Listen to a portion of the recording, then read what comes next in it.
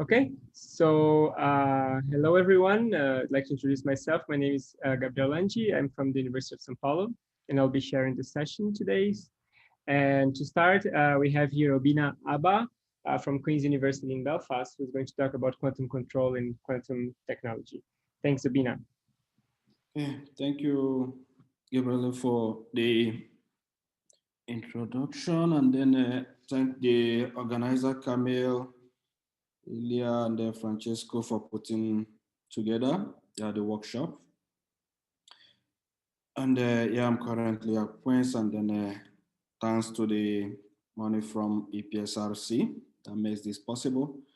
And this afternoon, I'll be discussing with you the importance of quantum control in the second quantum revolution, which is ongoing at the moment. And the outline of the talk will go as follows. I'll try to give a brief, just motivation, just to add on top of what we have been hearing since Monday on the conference.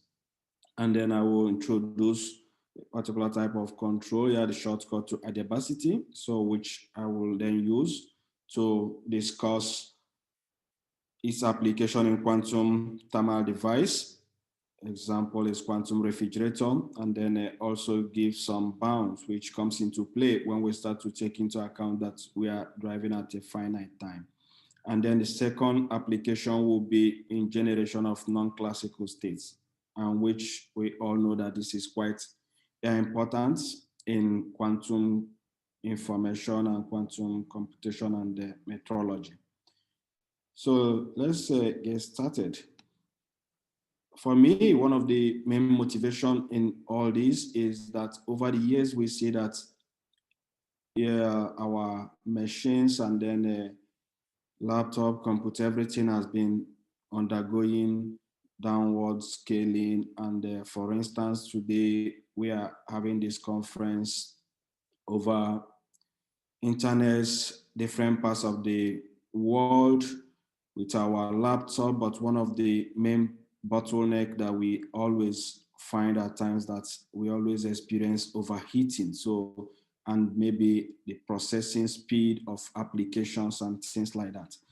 And on heat management, thermal devices, perhaps it was only in 2016 that heat engine was scaled down up to the nanometer size. Although this working in a classical limit, today we have a number of device or prototypes already in quantum regime. For instance, this NMR proof of principle experiment in Brazil, it was shown that it's actually possible to run a heat engine cycle, specifically Otto heat engine.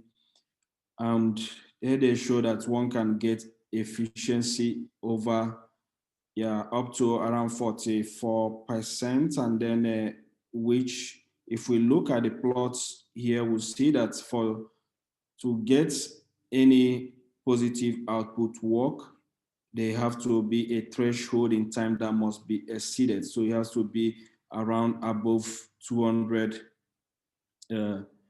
microsecond, for you to get some outputs from the engine. And all these are quite important because we all know development going on in quantum computers and then manufacturing of sensor as well as nanotechnological applications. So just to give you a better feeling of our textbook, thermal physics will tell us that a refrigerator is a device which consumes work to extract heat from cold to a hot reservoir. And from our entropy change analysis, then we can derive that the refrigerator performance is actually given by heat input upon work performed, and this is bounded by the Carnot coefficient of performance. And this is the maximum performance you'll expect for any refrigerator performing positive cooling. However, this is associated with a long time or infinite amount of time. But for real engine, this is always in a finite time, and then dissipation occurs. And that's why our interest is always to find this coefficient of performance at maximum figure of merit, and which one is the product of the coefficient of performance with the heat input upon a given time. And this kind of analysis has been done, and the study has been done over the years on this kind of setup. Study we did some years back was to try to look at this with a quantum harmonic oscillator. And then if you prepare it in a given thermal state, and this can be mimicked, for instance, in ion trap experiments, where you can modulate your frequency in time, and then you use the laser lights to engineer the reservoirs. So if we change the frequency from omega 1 to omega 2 in a given protocol, in this branch, work is done because we don't have any contact with the heat bath. Then you now put in contact with a hot bath, which will correspond to blue laser. And then this will input some energy, and at a given frequency, no work is done from B to C, only heat is added. And then you do another adiabatic process, which takes it to omega 1, and then you couple back to a cold reservoir to return it to the initial states. So I'm doing the analysis of this kind of engine, then we get the coefficient of performance is given by this exact expression, where the Q star of 2 and 1 tells you how fast or slow you drive during the adiabatic process. And then if the driving is very slow, the Q star of 1 and 2 is equal to 1. Another limit where you can have a exact solution is when you quench the system, so the sudden switch. So, but this is also care have to be taken to ensure that you do that, you ensure that you get positive cooling power for you to have a functional refrigerator. And the plot here, the black line is the Carnot efficiency, and then the blue one is the that of the adiabatic at the maximum figure of merit. And the red is non-adiabatic situation, as well as the green, just driving it a bit away from the adiabatic situation. So you look, we see that once we have non-adiabatic situation, we lose in the performance. So then the question is, how is there a way we can remedy this? Maybe by use of control. So who needs quantum control? Although I will focus on this study just talking about nano thermodynamic engine as well as generation of non-classical states, but this is actually a useful technique which has found application in a lot of areas of physics, ranging from quantum computation, metrology protocols, transportation of ions or atoms in ion trap, manipulating of critical many body system, as well as circumventing decoherence. And one way to look at this is it can be seen as a fast motion video of the adiabatic dynamics. So if we look at the figure here, for instance, you want to take a prepared system at row 0, and you will now drive it by changing the time protocol. This can be frequency for the case of the engine I just already showed you. So if we change the frequency, if we drive it very slowly, then we can end at this point, but this requires the time going to infinity. But if we just do this in a finite time non-adiabatic, it can end quite in a different state. So, but it can design a protocol which can bring this to the same final value. You have it at adiabatic situation by constructing a unitary protocol based on the control. So one of the way to visualize this or to do this is that you need to have an effective Hamiltonian, which will be having the original Hamiltonian time dependent, and then the quantum control Hamiltonian, the shortcut to adiabatic Hamiltonian. And this will correspond to driving our compression or expansion steps of the engine, and thereby it reduces the irreversible losses that we'll encounter during the process. So it suppresses the non-adiabatic transitions during the driving. Excuse me. So one of the way to do this is what is called counter-diabatic driving. To construct this additional Hamiltonian is you have your system Hamiltonian, you calculate the eigenvectors, and then using the eigenvectors, then you construct the counter-adiabatic term, so which will now be added to the original Hamiltonian, and its role is to suppress these non-adiabatic transitions.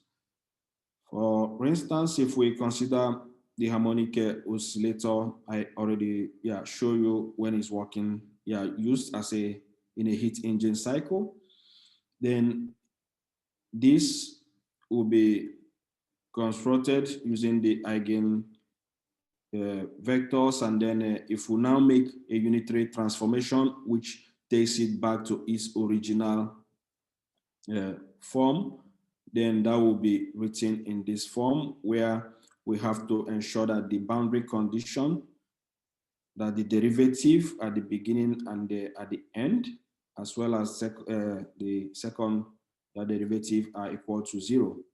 And if you look at this plot here, you see the black line is the adiabatic situation.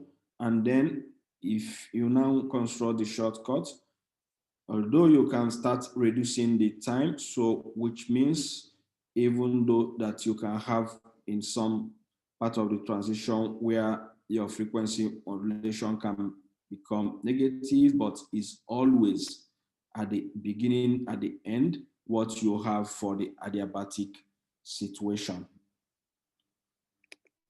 So the question that usually comes to mind when you want to bring this to the framework of in thermal devices, how do you account for the costs? Or how do you know, since if we just look at the back here, at the beginning, at the end, you are having the same frequency.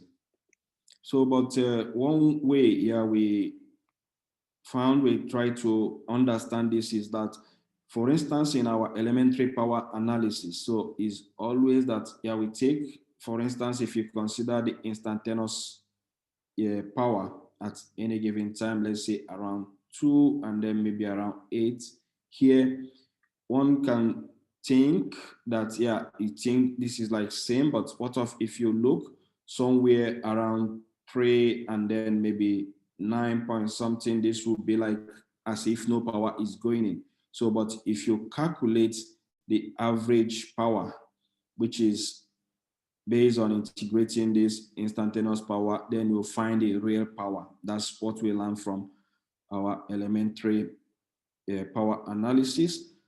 So using this idea, then we put forward that the cost of the driving will be of this form. So it will be the integral of the average of the instantaneous driving. So, and if we now compare this with what one would define as friction or non-adiabatic work, which is difference between instantaneous power and then what you will have for the adiabatic power. So the plot here shows you the red one is the energetic cost of the shortcut, while the gray dotted one is the friction. And what you see is that at a very small time, that the costs of the shortcut protocol is greater than the free work friction. So, and this tells you that in this time, it doesn't have any gain in doing the shortcut process, but in between a reasonable time, maybe from 3 to around 12 or so, that it is might be helpful for you to do the shortcuts to adiabatic driving. So then if we now apply this to the quantum refrigerator that I already mentioned to you.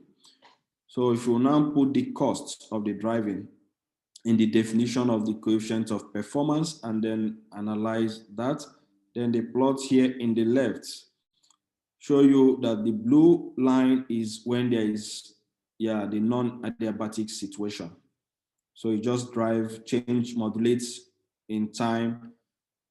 And then when we now perform the shortcut, the red curve, then you see that in a reasonable range amount of time that this is actually greater than the non-adiabatic situation, or even though that we take care of the costs of generating the shortcut.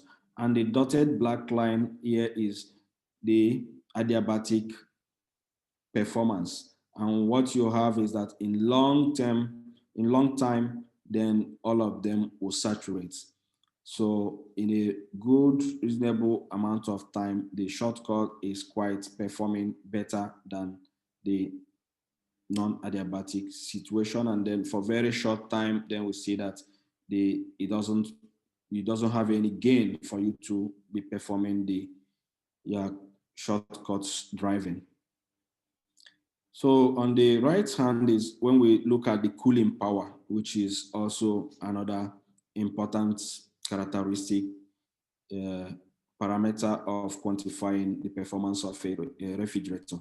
And what you see here is that the blue being the non-adiabatic, and then the red is the shortcut driving protocol, and the green plot is will come to that later. So, and then if we now look, what if we look simultaneously at the performance as well as the coefficient of performance as well as the cooling power over time. So which is the figure of merit that one usually maximize to look at what you have at a finite time. And what you see here in the plot in the right is that the red one is still, the shortcuts driving still outperform the non-adiabatic case, the blue one, in a wide range of time. So while the adiabatic situation, the dotted black line still remains the upper bound, and then the same again in a short time limit, then it doesn't want it to perform the shortcut. And one can establish that the figure of merit for the shortcut protocol is always greater than the non-adiabatic situation, but always less than the adiabatic case. And with this, we can actually say that we can enhance both the coefficient of performance as well as the cooling power simultaneously. And the plot here is just to see, if we look at the inverse of inverse of the coefficient of performance as well as inverse of cooling power. And then you can also kind of have idea that this is actually pushing this almost to the adiabatic situation, for the shortcut, and then while you now have the non-adiabatic still being far from the adiabatic situation. Sorry, Obinna. Yes. Can you recall what's the difference between adiabatic and quasi-static? Okay. Yeah, for me, yeah, I would say, yeah, this is in the terms of this situation is the same. So, but I'm just saying adiabatic because if I say isentropic, then one would, yeah, argue that since you are doing this driving, that maybe entropy is not entirely, yeah, zero. So, but what I mean by adiabatic um, was that, yeah, the adiabatic protocol is just saying what I should say is, yeah, quasi-static, but somehow, yeah, the quasi-static will mean explicitly when I drive very slow. So, but for going this back, yeah, here. So this is the adiabatic branch. Oh, sorry. Yeah, going from A to B. That's the adiabatic branch. So, but it's quasi-static when I do that, when I go very slowly, and then my Q star is equal to 1. So here, yeah, slow drive, the quasi-static, that would be means that this is equal to 1. So, but what I call in adiabatic protocol or isentropic, depending on choice, might be when, yeah, will be when you go from A to B. So you modulate your frequency.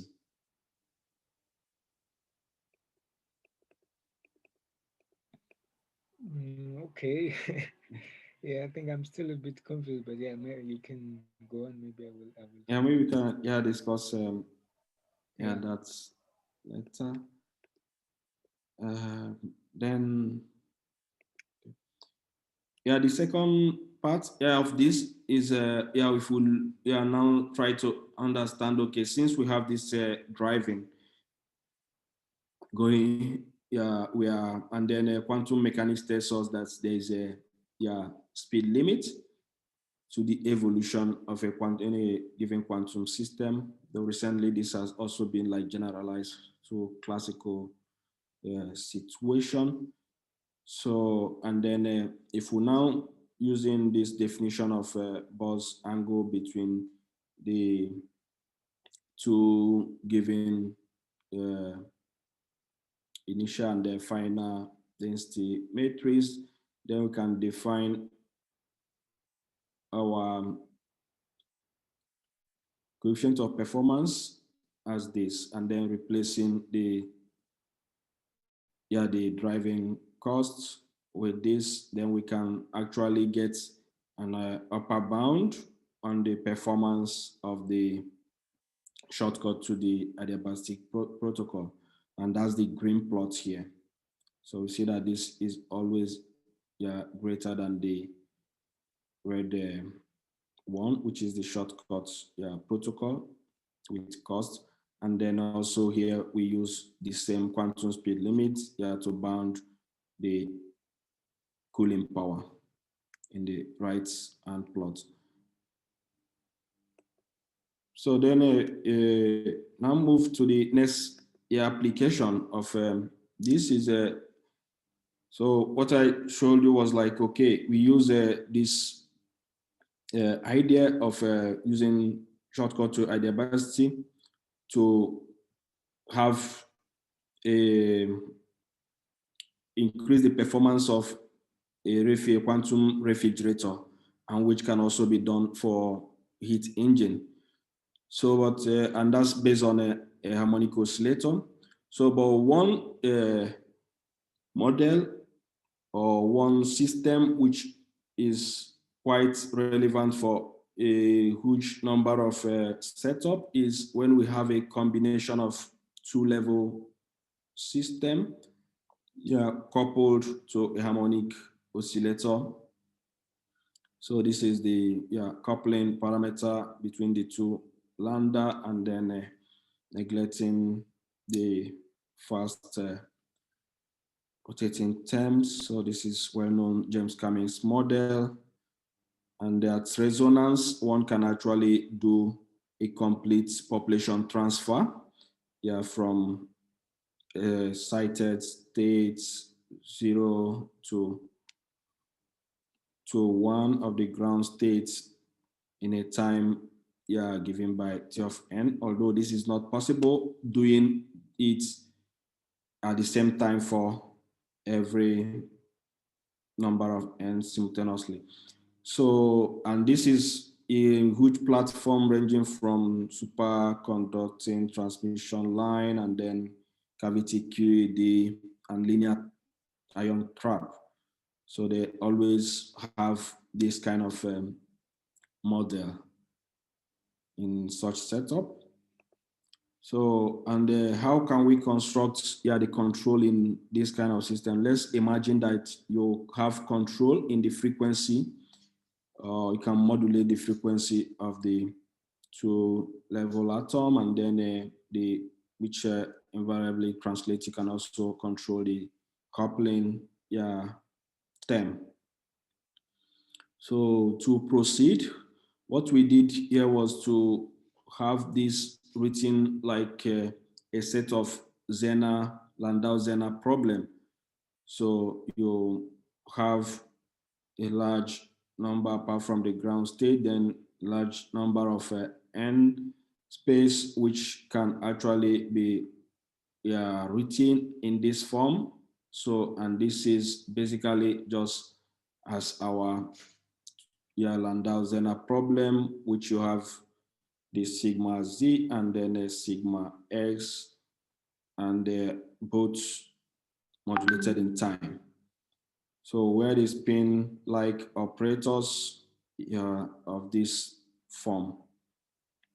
Then the question now is how can we find to find the shortcut to adiabaticity of this time-dependent James Cummings model. So, and if we now construct the counter-adiabatic term, so this being that it looks more like a Landau-Zener problem makes the problem a bit more easy and then amenable to solution. So then we can construct the counter-adiabatic by constructing the eigenvector of the system, and then where this is the dress state atom eigenstate for the time modulated James Cummings model. And then we using the definition, then one can derive the expression for the counter-adiabatic driving. And then if we look at this, and then right in the basis of the Landau-Zener, this will be like having a sigma y projection. So, and then this is the time, what can be like time dependence Rabi frequency of the system. And the delta t here is just the difference between this is the frequency of the two-level atom, and then taking away minus the frequency of the atom. And to make this easy and then better, then we take it back to the original Hamiltonian by performing a unitary transformation. So, and then which brings it back in the form of what we call the local counter-adiabatic driving. And you can have just like you have your James Cummings model, but now with modified frequency, time-dependent frequency parameter. So, and explicitly, this can be calculated, and then we have an expression that looks like this. So, and you can actually have a perfect transfer between the states. Once you ensure that this boundary condition, just like I already showed you for that case of harmonic oscillator, is satisfied. So the time derivative and there's a mistake here. The first derivative and the second derivative of the initial and then the final, at the initial and final time of the time-dependent protocol will vanish. So, and we now choose this protocol of this form, which satisfy these conditions to do the analysis. And then first is to see how this frequency goes as we increases the mode. So if we now consider many different number of Landau Zener, so what you see is that as you increases this at the beginning, at the end is always comes back, so it's like smooth, and then you see that well when you look at the lambda. So this is just the original, and then this is the local counter-adiabatic ones, and then you see that at the beginning, at the end, everything looks fine. So then what can we do this, and how can this help us to generate non-classical states? So if we now look here, one of the states is like cat state. So if we have a fork state and you perform this pressure pipe pulse, and then we split the system, and you perform the shortcuts protocol, and then you now have many repetition of pi, and then the shortcut protocol, and you end with another half pi pulse. Then you measure whether the system is at the ground state or the excited state. So, and if we consider for states of 0 and then 2 with angle phi, what you find is that this gives you get a non-classical state, and if you do this with bare time independent Hamiltonian, so you can get also in a cat state. So, but when one look at the fidelity, then you see that this is around 0.8, while you can achieve 0.999%, 0.99 fidelity with the shortcut protocol.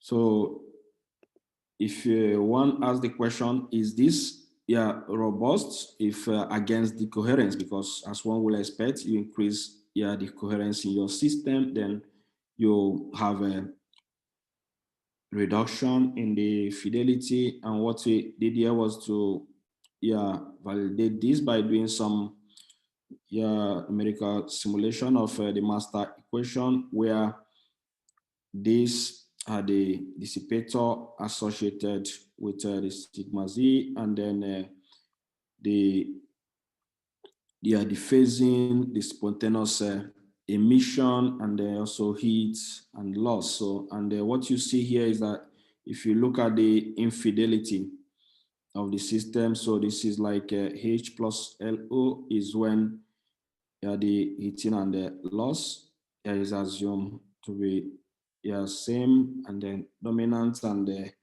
the DE is for the dephasing situation, and SE is spontaneous emission situation.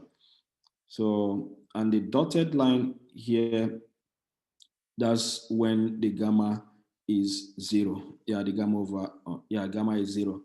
So, and then what we observe is that this, even at a good range of gamma, that this is quite low, while for the time independent bare Hamiltonian, the best you can get is always greater than 0.1. So which shows that the STA protocol is doing quite remarkable in this situation. So just to show that even if you consider a different more exotic cat states, 0.6, then you still have very high fidelity. Only thing is just here, the plot for 0.2 was based on time, scale time omega tau as 30, while this would be 40. So, but in all and all, we know that STA assisted cascade preparation offers large improvement in fidelity and then is quite robust against decoherence and other noise.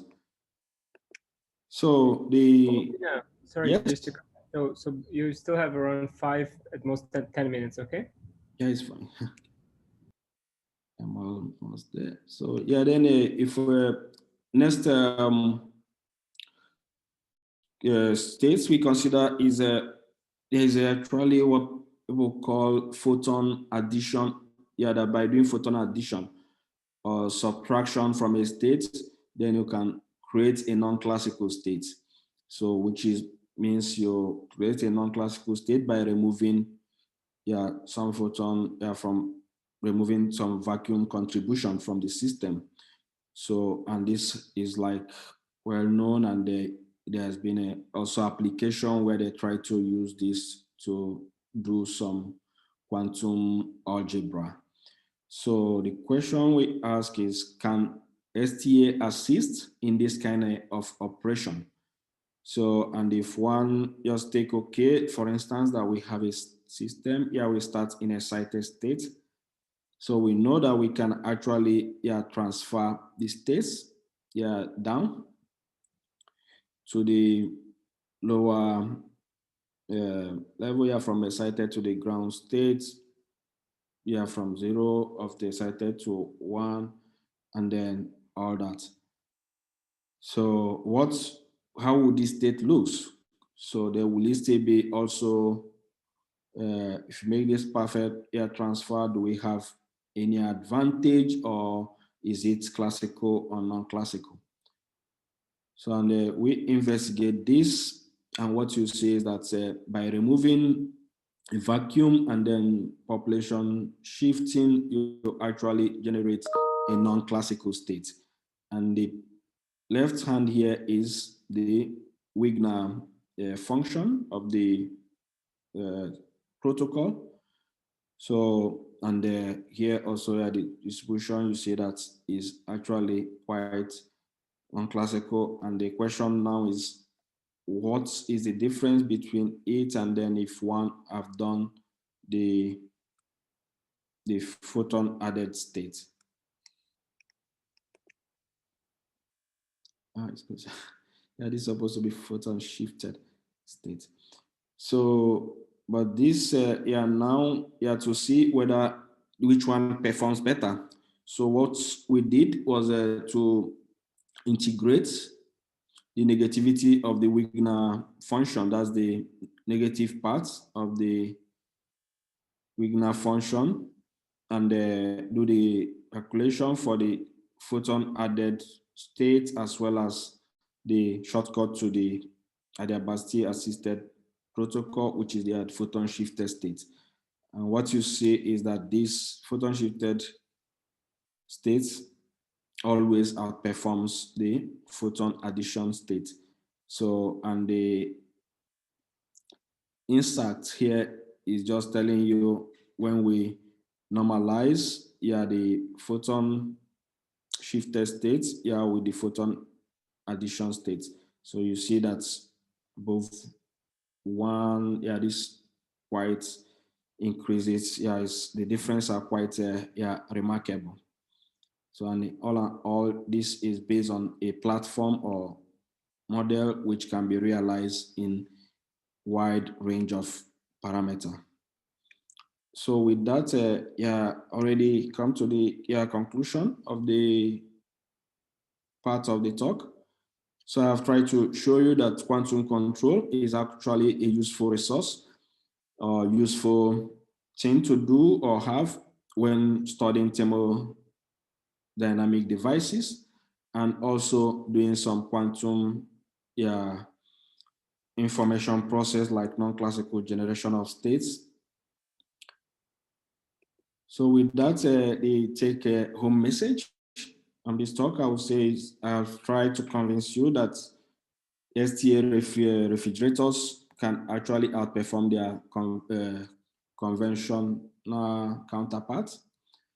And the quantum speed limits impose a fundamental bound on the performance of quantum thermal devices. And finally, combining quantum control of STA with James Cummings' model, we can actually generate a robust non-classical states. So the talk been based mainly on this paper refrigerator published this year, and that's of quantum state engineering. Was also is a work done by with Ricardo and Mauro Patanostro. So if you want to know more regarding like costs of quantum control protocol, so where we had a harmonic oscillator, two-level system, as well as the hybrid of this James Cummings model, then you can look at this NJP paper of last year, with Ricardo, Anthony Kiel, Gabriele Icara, Mauro, and Steve Campbell. So we are still putting up also like trying to use this shortcut protocol idea with James Cummings model to reconstruct a quantum thermal machine. So with that, I thank you for your attention. Okay, thanks, Obinna, for the very nice talk. So does anyone have any questions? Okay, maybe I can kickstart with one to warm things up. So I was wondering about the bounds, that the upper bounds that you showed for the coefficient of performance. I'm not quite sure I understood what they mean, in the sense that you already have the exact results from the shortcuts through the Baticity. So what does the bound really mean? Or put it differently, are these bounds saturable? I mean, do you have any idea which kind of process would saturate the bound?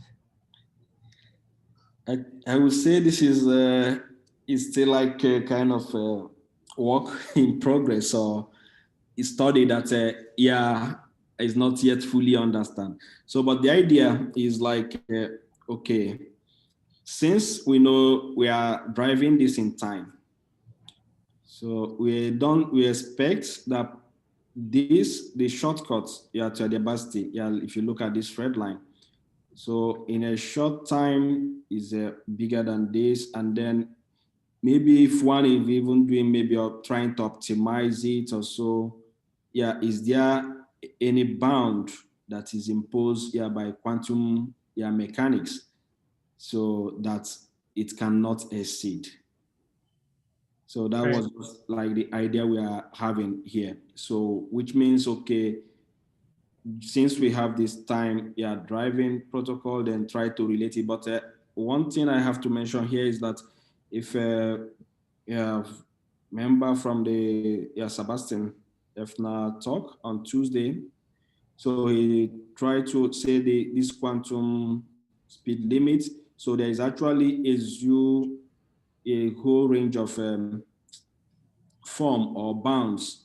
So I can choose another one that it can be more closer to this, or maybe towards the adiabatic situation. So but what is the what we don't know at the moment is what will be like the best choice, or what will motivate best motivate like the choice of bound. And then on the other hand, the problem might also be that since this is just an Otto cycle, so maybe if I look like a Carnot engine or like a kind of Stirling, so where my quantum speed limit will not be in open dynamics. So maybe at that point, I might start to have more something closer or not. So, but at the moment, I am still what I'm trying to do now is to understand this better using just, like 2-level atoms. So where most of the thing can be done, maybe more exact. So that's just it. No, that's cool. It makes a lot of sense. Cool. Yeah, so yeah, in fact, I had a similar question, and yeah, I'm sorry about the question I asked before because I get confused with the notation QSL in the graph. I thought it was quasi-static limit, so that was I Okay, was no, asking why no, no. quasi-static limit is It's different from quantum speed limit. yeah, it's quantum speed limit. Yeah. So yeah, so yeah, I mean, you just Yeah. spoke about that, but do you have at least a clue if this quantum is it's if sorry if this quasi-static limit would be saturable or I don't think it will be such a, yeah, I think maybe if you might get closer to it, but maybe the cost also will be huge. So my feeling is like, for instance, if one do like a optimal control or so, maybe he gets, closer to the bound. So, but maybe the cost of doing that might, be also, yeah, huge. So, but as I just mentioned, also is like, one is what, would be the best bound to choose from the range of the quantum speed limit bounds in the literature is also, maybe an issue, because if you look like the right hand plot here, around 27 or so, then you see that the bounds is already going more down. Yeah, it's like a kind of break, for the for this cooling. So then the thing there is, if I choose maybe a tighter bound, this will be like more up. So it will just go, this will not cross. So, but why should I choose that? I don't have a, like concrete answer to that. Cool. Any other questions? yeah, if not, I have more question, but yeah, let's see. Please feel free. Go ahead. Yeah, no, so at the beginning, so you presented the counter-adiabatic terms, and so which is there to cancel the generation of coherence, and I always struggle to understand what the intuition behind this term. Why this term is canceling coherence? So I don't know if maybe there's no intuition. I don't know, but if you if you have an idea about that, I would be interested to know if you have an intuition about that. Yeah. Yeah, I think it's just, I would say, like by construction, but like for instance, for the harmonic oscillator, this term, this shortcut term will just appear like a squeezing term. So that's like what it will appear like, when you calculate, this, this. So you calculate it, the shortcut, it will be like a kind of squeezing term. So, but why it cancels, somehow I find it also difficult to explain, but the way I like it, like, is in, for instance, if you have it like in this form of this LCD, then it just means that you can construct just a new, frequency. So if you have a better modulation of your frequency, then you know that you can get to your target state in a short time. So, but one can also argue that, okay, if you are more just interested at the beginning and then at the end of your protocol, then it doesn't matter what happens in between.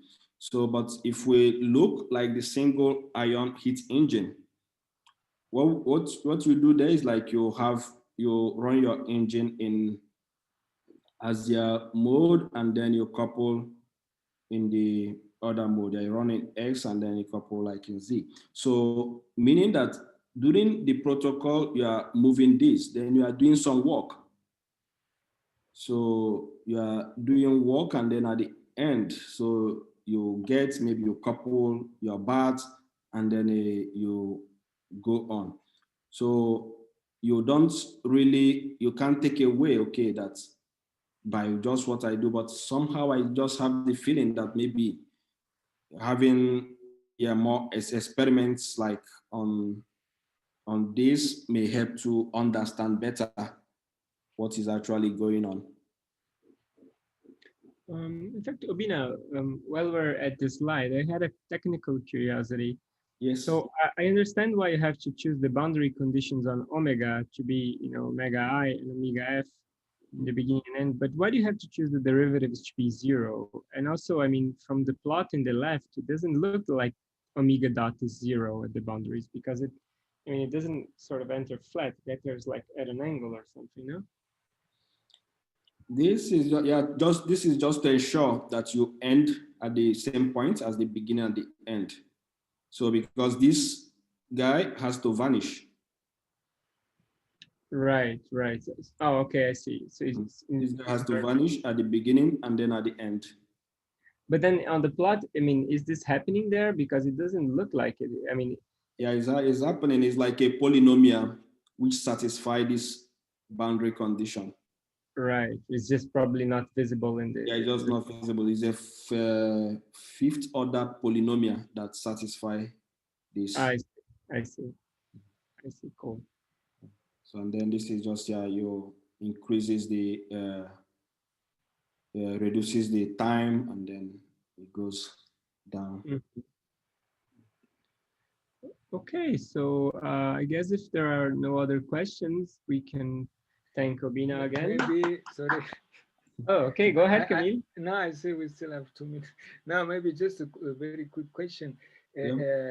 So I always find very interesting to see that even if you take into account the extra work you need to realize the shortcut to adiabaticity, you still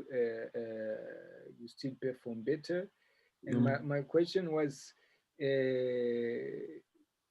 do we know if so the counter-adiabatic driving is the best driving in terms of extra work, or is there absolutely no result about that? I think from comparison, we did. I think the best was inverse engineering. That was for heat engine. So the inverse engineering, that was the best shortcut. We compared like inverse engineering, local counter adiabatic, and then the counter adiabatic. So the inverse engineering gives you better efficiency for heat engine, which I should expect also for refrigerator. So, and this is understandable because like inverse engineering is more like a kind of optimal control, in the sense that you have, you have more free, like parameter to choose the optimal path to take. So while the counter adiabatic follows, but the cost also at a point exceed the local counter adiabatic. So, but the local counter adiabatic is less effective, I think, at a lower small time, and then intermediate time, then it performs better. So it's not, I think it depends on the situation. So one have to look in the experiment, what can you control better? Because from experimental studies done so far, I think local counter adiabatic seems like more experimental friendly to do. Okay, thank you. So thanks, Obinna, again. And we should probably start moving on to